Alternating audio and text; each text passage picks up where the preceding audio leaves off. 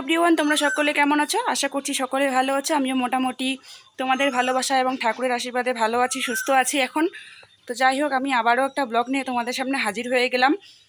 তো যারা পেজ থেকে দেখছো পেজটা ফলো করো, আর যারা ইউটিউব থেকে দেখছো ইউটিউব চ্যানেলটা সাবস্ক্রাইব করে প্লিজ আমার পাশে থেকো। তো আজকের ব্লগটা একটু অন্যরকম হতে চলেছে। তো সকালে যা টুকিটাকি কাজ আছে করে ফেলেছি, আর বর্মশাই বলেছিল আজকে, মানে তোমাদের দাদা বলেছিল যে আজকে কাজ নেই। তো এই কারণেই হচ্ছে আমি ভাবলাম একটু লেট করে রান্নাটা বসাই। তো এখন হুটহাট করে ও হচ্ছে 7:30টায় বাজারে চলে গেছিলো। 7:30 বাজার থেকে 7:30টার দিকে বাজার থেকে মানে গেছিলো, 8টা 8:30টায় এসে বলে আমার হঠাৎ করে কাজের ফোন এলো, আমি কাজে যাব। তো ও কি নিয়ে এসেছে সেটা তোমাদের সঙ্গে দেখাই। আর এদিকে আমি চা করে নিয়েছি, তো চা চিড়ে আর বিস্কিট নিয়ে নিয়েছি। চলো এটা খেয়ে নেই, খেয়ে দিয়ে তারপরে আবার অনেক কাজ রয়েছে, তো সেটা তোমাদের সঙ্গে শেয়ার করব।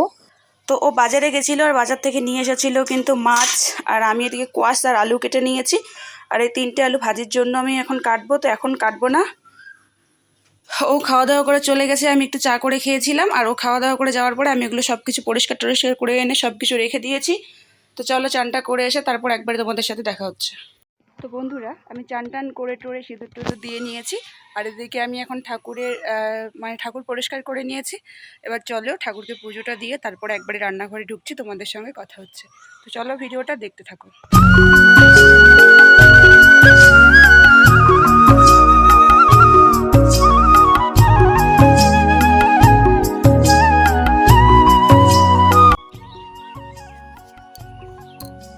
তো চলো পুজো টুজো দিয়ে আমার পুজো দেওয়া প্রায় কমপ্লিট, যেহেতু শুধু আমাদের বৃন্দাবনী ঠাকুরই, এখনও অন্য কোনো ঠাকুর সেরকমভাবে বসানো হয়নি। তো একটা ঠাকুরকে দিতে সাথে সেরকম সময় লাগে না। তো চলো এবার আমি রান্নাঘরে ঢুকে পড়েছি। এবার ভাত বসাবো, ভাত বসিয়ে একের পর এক কী করছি সব তোমাদের সাথে শেয়ার করছি। ভিডিওটা কিন্তু কন্টিনিউ করো।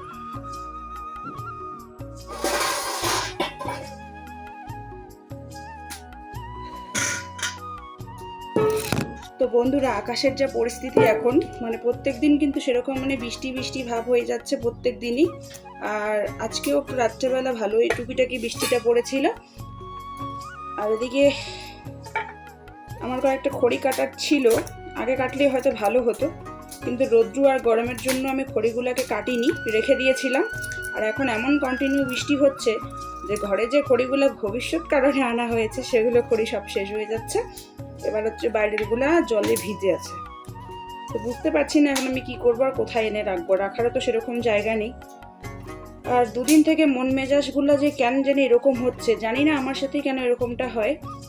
এতটাই খারাপ লাগছে নিজের, মানে এতটাই এরকম যে কেন হচ্ছে, মনে হচ্ছে না একদম ঘরে মানে দরজা টরজা আটকে একদম মানে চিৎকার করে কান্না করি এরকম। আর বরমশাই দেখো সকালবেলায় কাজে বেরিয়ে যায়, 2টা 3টার দিকে বাড়ি আসছে, কোনোদিন তো একদম বিকালে চলে আসে বাড়ি। আর এদিকে এসে রাত্রেবেলারও বাজারে চলে যাচ্ছে। বাড়িতে একা একটা সময় মানে কি করে যে আমি সারা দিনটা পার করি সেটা একমাত্র আমিই বুঝি। তো বাড়িতে বুনুকে ফোন দিলাম, তো দেখি বুনু কি বলে। বুনুর সাথে আরও পরে কথা হবে, আসলে তোমাদের সাথে শেয়ার করে দেব। কারণ আমি ওই বাড়িতে আমরা নিজেই 3 বোন। আর অনেকে জিজ্ঞেস করছো যে দিদি তোমার বিয়ে কোথায় হয়েছে বা তোমার বাড়ি কোথায়। তো তাদেরকে আমি উত্তর দিচ্ছি, তোমরা যদি আমার সব ব্লগ দেখো, ব্লগেই তোমরা সব উত্তর পেয়ে যাবে। নতুন করে তোমাদেরকে আর কিছু কোশ্চেন করতে হবে না। তো আমার হচ্ছে বাপের বাড়ি ধূপগুড়িতে, আর আমার বিয়ে হয়েছে ময়নাগুড়ি। তো মানে ঠিক ময়নাগুড়ির ঠিক কোথায় আমার বিয়ে হয়েছে সেটা এখন বলছি না। আর তো চলো, পেটে যখন খায় রান্না তো করতেই লাগবে। আর যদি আমি মুখ গোমড়া করে মন খারাপ করে কোনো কারণে বসে থাকি, শুয়ে থাকি, তাহলে আর রান্নাটা আমাদের কে করে দেবে? আর টাকা তো নেই যে অর্ডার দিয়ে খাবো। চলো, বড়মশাইও আর আসবে, আর এখন কিন্তু 10টা বেজে গেছে। কিচ্ছু ভালো লাগছে না, কিচ্ছু না। তখন আলুগুলোকে কেটে নেই ভাজির জন্য, তারপর স্টেপটা তোমাদের সঙ্গে আবারও শেয়ার করবো, আর ভিডিওটা দেখতে থাকো। তো ভাজির জন্য আলু কেটে নিয়েছি, আর এদিকে হচ্ছে কোয়াশ আলু দিয়ে মাছ করব। আর সবগুলো আলাদা আলাদা আলাদা করে আগে ভেজে নেব, তারপর রান্না করব, এক জায়গায় কিন্তু না। আর হচ্ছে ডাল রান্না করব। তো চলো ভিডিওটা দেখতে থাকো। তো বন্ধুরা, একটা কথা কি জানো, আমাদের শিক্ষার কোনো শেষ নেই, জানো তো। আমরা আমাদের আপন কিছু মানুষকে ভালোবেসে আমরা এমনভাবে তার বুকে আঁকড়ে ধরে নেই, আর সেই মানুষগুলো আমাদের ঠিক বুঝিয়ে দেয় কে কার কতটা আপন আর কে কার কতটা প্রিয়জন, তাই না? তো আমার মনে হয় কি বলতো, নিজের বাবা মা, ভাই বোন এবং নিজের যে মানুষটা, প্রিয় মানুষটা, এই মানুষ কয়েকটা ছাড়া আমার মনে হয় এই দুনিয়াতে, এই পৃথিবীতে 99% মানুষই প্রয়োজনে ভালোবাসে, প্রয়োজনে কাছে আসে। আদার্স মনে হয় প্রয়োজন ছাড়া কেউ কারো সাথে সম্পর্ক করে তুলে না। আমি এমন কিছু মানুষকে জীবনে এমন কিছু মানুষকে আমি ভালোবেসেছি, ভালো ভেবেছি, তাদেরকে এত ভালোবাসা দিয়েছি, আর সেই মানুষগুলোই আমাকে বুঝিয়ে দিল যে কেউ কারো আপন নয় দুনিয়াতে। তুই যতই যাকে ভালোবাস, যতই যাকে আগলে রাখ, যে চলে যাওয়ার সে ঠিক চলে যাবে। তো ওইদিকে ভাতটা বসিয়ে দিয়ে আমি সব সবজিগুলোকে কেটে নিয়ে চলে এলাম লঙ্কা খেতে। কয়েকটা লঙ্কার আমাদের গাছ আছে, তোমরা তো জানোই, আমরা লাগিয়েছিলাম বাড়িতে খাওয়ার জন্য। তো সেগুলোতে না সেরকমভাবে এখনও লঙ্কা ধরেনি, আর ফল এসেছে প্রচুর, কিন্তু সেরকম খাওয়ার মতো এখনও হয়নি। তো ওগুলো দেখে দেখে কয়েকটা ছিঁড়ে নেই, কারণ হচ্ছে বাড়ির জিনিসের কিন্তু স্বাদটাই আলাদা, তাই না? যতই কেনা থাকুক, যতই যাই থাকুক। আর আমার বর কিন্তু আমার শুকনো লঙ্কা একদম পছন্দ করে না, শুকনো লঙ্কার গুঁড়ো হোক বা শুকনো লঙ্কা হোক। তো যখন গাছ লাগানো হয়েছে, 2-1টা করে ফলও এসেছে, আর খাওয়ার মতো যেগুলো হয়েছে তুলিয়ে নেব। আর বাকিগুলো আস্তে আস্তে তোমাদের সবই দেখতে পারবে যে কবে কি হচ্ছে। আর তোমাদের তো আমি আগের দিন বলেছিলাম যে আমাদের একটা পটল জাঙিয়ে দিচ্ছে আমার বরমশাই। তো এই যে দেখো, এই জাঙিটা ছোট্ট করে দিচ্ছে। আর পটল গাছে না সেরকম বড় করে দেওয়ার ইয়ে হয় না, দরকার পড়ে না। নিচেই মাটিতেই কিন্তু ফল এসেছিলো। তো সেদিন ফলটা দেখে যে সবগুলো ছাদু ফল এসেছে, এর জন্য আবার জাঙিটা দিয়ে উঠিয়ে দিয়েছে। তো ভালোই ফল এসেছে দেখলাম, কয়েকটা পটল অনেকগুলোই গাড়ানো হয়েছে, কিন্তু হচ্ছে না জলের জন্য নষ্ট হয়ে গেছে। তো চলো, এই যে আমার লঙ্কা ক্ষেতটা অনেক বড়, তাই না? ঝাড় লাগে, এসে নিয়ে যেও।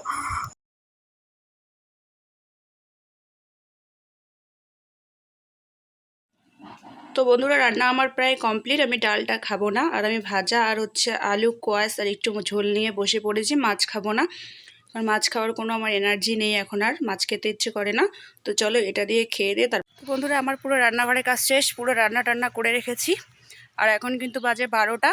তো আমি এখন যাব হচ্ছে একটু গরুগুলাকে নড়াচড়া করতে। তো গরুগুলাকে বাঁধিয়ে আগে তারপরে আসবো, আর তার মধ্যে বাড়ির অনেক কাজ পড়ে আছে। তো চলো ভিডিওটা কন্টিনিউ করো। তো চলো একটা কাজ করা যাক। আমগুলো নষ্ট হয়ে যাচ্ছে, এমনিতে কলা টলা সব নষ্ট হয়ে গেছে দেখো। তো এগুলো তো আর খাওয়া যাবে না, অনেকটাই নষ্ট হয়ে গেছে, একদম নোংরা হয়ে গেছে। তো আমগুলো পাকাগুলোকে কেটে একটু মাখা করি। আর জানিও না টক না মিষ্টি, এগুলো কোনোদিন খাইনি। আর কেটে রেখে দিই, বরমশাই তাহলে এসে খেতে পারবে। তো এতগুলো আমার একদিনে খাওয়া সম্ভব না, সে পাকা হোক আর কাঁচা হোক। আর রৌদ্রটা সেরকম নেই, নাইলে আমসত্ত্ব বানিয়ে দিতাম। তো আমার কিন্তু সেরকম ফলের প্রতি কোনো লোভ নেই, সেটা যে ফলই হোক না কেন। কিন্তু ডাক্তারও বলেছিল খেতে 2-1টা যতটা পারি।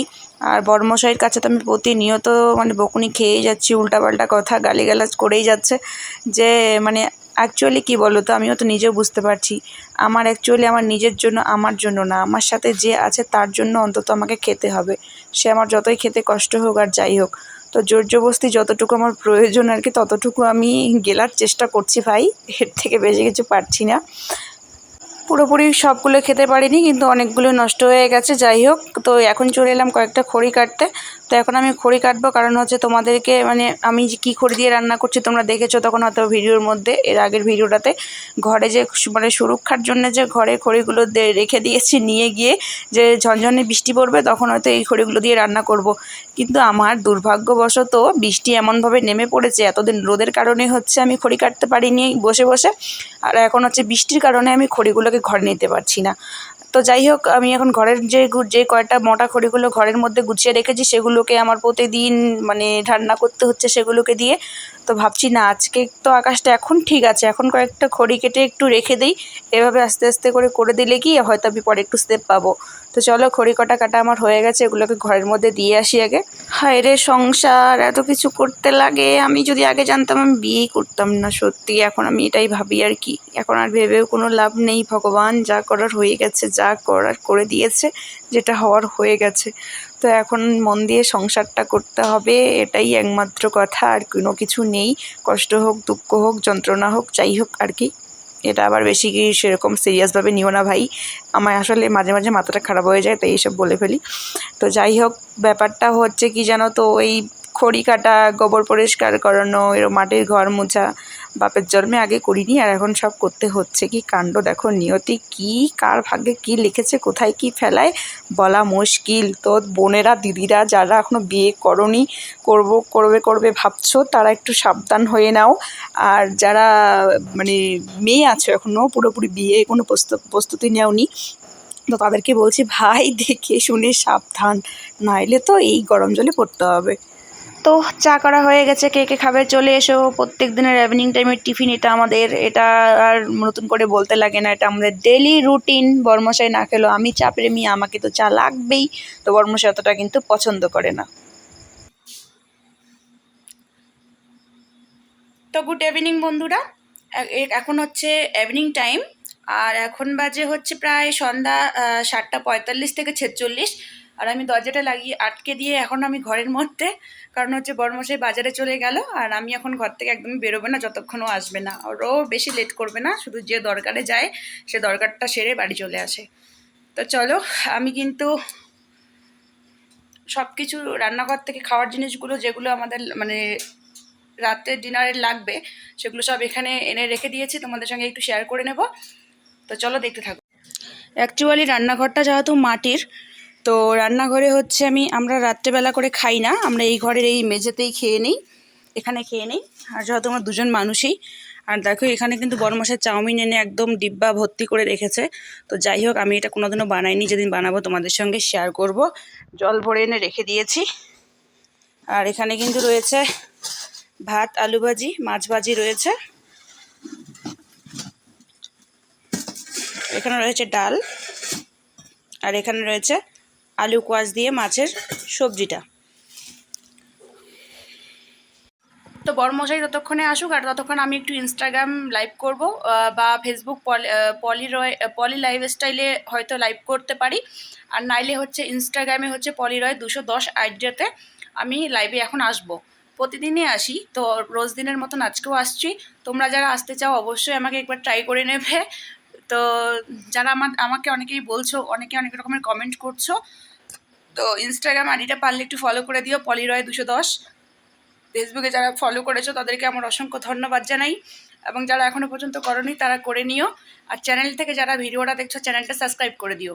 তো চলো, আজকে ভিডিওটা এ পর্যন্তই। ভিডিওটা তোমাদের কেমন লাগলো, সারাদিনের ব্লগটা অবশ্যই কিন্তু কমেন্ট করে জানাবে। আর যদি ভালো লেগে থাকে তাহলে লাইক, কমেন্ট, শেয়ার এবং সাবস্ক্রাইব করে দেবে।